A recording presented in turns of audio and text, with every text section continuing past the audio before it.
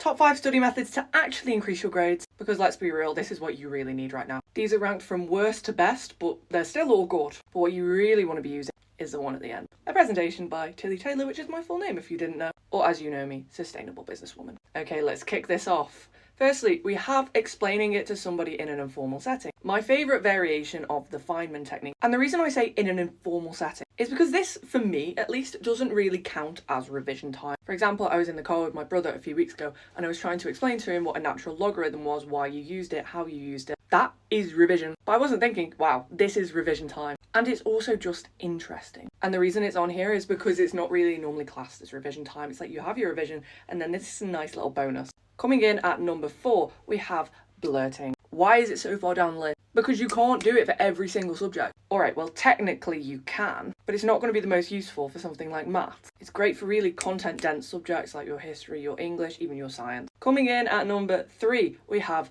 flashcards. You know the drill by this point. If it's a topic or a subject that you're really uncomfortable with, try and make your own in a way that makes sense to you.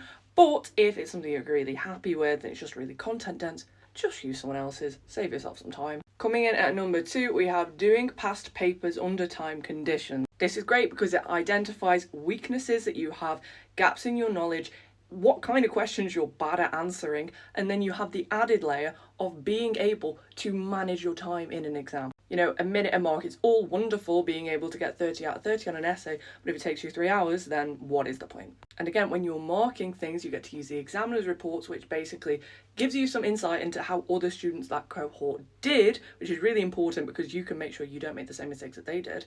But as well as this, in the mark schemes, you can pick up on key terminology, really important in science. And then finally, what is at the top? What could possibly be at the top now?